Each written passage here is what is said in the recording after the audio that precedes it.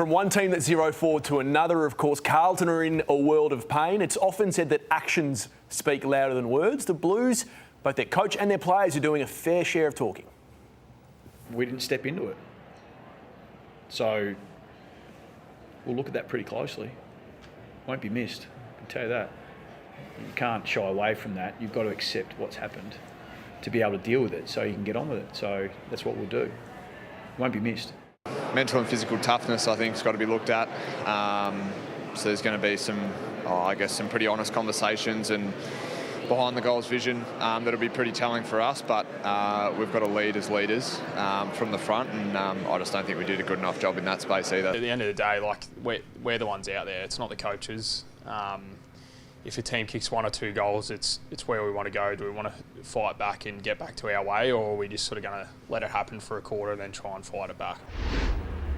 I would love to have been a fly on the wall today in the lecture theatre at Carlton just to see some of the efforts where they just weren't good enough. So you can see this third quarter, it was an obliteration. Collingwood were far too good, they were far too organised, they were more desperate, and then moments like this, they fell apart. But I do respect Jacob Wiedering. I have a great respect for Sam Walsh. I have a really great respect for Patrick Cripps as people and footballers. So I think the depth is there. Sorry, the depth is a question mark, but the leadership is there. So that was poor by Doherty. He's had a bad couple of weeks in that, and then just hacked the ball forward. So they play West Coast Eagles this week in Adelaide. What are you expecting, Lloyd? I'm expecting a ruthless performance where we'll see what they stand for. I'm talking not just win and win well and win in the right way, be ruthless. So when Carlton were at their best under Michael Voss, it was playing like Michael Voss. Yep. And now it's just being a bit cleaner with their disposals. You recommended a moment ago that Simon Goodwin should axe Bailey Fritsch from the Melbourne team. Should Michael Voss axe Sam Doherty? To me, Sam Doherty looks low on confidence. So really low on confidence, whereas Bailey Fritsch is just making the wrong choices and it's selfish choices. So that's where I see it a bit differently. Interesting to hear what you all think about what is us when it comes to Carlton. What is the way that we identify them, that they identify themselves? Because there has been a little bit of a theme creeping in the last couple of weeks in the press conferences. We just seem to be straying from us more than we'd like. And it's giving little pockets of windows for an opposition to walk through a little bit. We're inviting them into the game. They were cleaner. They were tougher around the ball, they dialed up the pressure, and we didn't handle it. So that'll be something that we'll review strongly. We've already had a really honest chat about that within the rooms. But that's not us. It's not us. Then you've got the other issue too of not having access. I'm talking about the football issue here to a Coleman medalist in Harry McKay. There's a personal reason for his absence in the past 2 weeks, and he played VFL football on the weekend. But Sam, I'll get you to listen to what Michael Voss said post that latest loss with regards to the questioning about Harry McKay, and then get your take on it. Harry will come back next week? I'm not going to get in a weekly dialogue, guys. So I just want to put that to bed because I don't.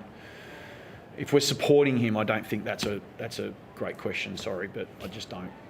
I can totally relate to the protection that Michael Voss and others of Carlton have given Harry McKay, but it's okay to have a football conversation around it because he's returned to football in the VFL and the question is not going to go away. And I think there's been a pretty sizable respect from the outside world and the media given to the situation. And I think it's only right that the question does continue to get asked now that he is back playing football. Yeah, I think it's more than sizable. Like, I think the level of respect and sensitivity towards Harry's situation has been extreme from the industry, as it should be, by the way. We shouldn't be patting ourselves on the back for that. But it's a very different thing to say we're being respectful and we're not asking questions. We wouldn't be doing our jobs as journos if we're not. And it was Ronnie Lerner there, who's been a journo for a long time, turning up and asking about a star player who is, by the way, back playing footy. Yeah. He's playing in the twos. Have we ever seen it before where a player can play VFL but he doesn't feel capable of playing AFL football? I can't remember it. So that's where it's a really difficult one, you know, and I can only imagine how they're feeling, you know, being very respectful internally, but it would be frustrating to the fact that he can bring himself to play VFL football but not AFL football, and I want to show this vision because they must be pulling their hair out going, imagine we had Harry, because Charlie isn't having to do this. So Charlie now has to go searching far and wide because you normally have got one up high and one deep. But look at where he's having to chase his possessions. He's having to play centre forward and full forward. And they're trying Lewis Young and Brodie Kemp and these type of players. But this is where Charlie's finding himself. So they might be able to get away with it against the West Coast Eagles this week, but you don't get away against it with good sides. So, and that's probably where you feel for Michael Voss, don't you, Lordo? Like, he can't control the McKay situation. He can't control how many times Kerner has surgery in the off-season, being 3. I mean, 2 key pillars towards success for your footy club, and he's basically been without them. Yeah, the only thing was the round 1 loss, which Richmond, that was an unforgivable loss, which has probably put him in a spiral.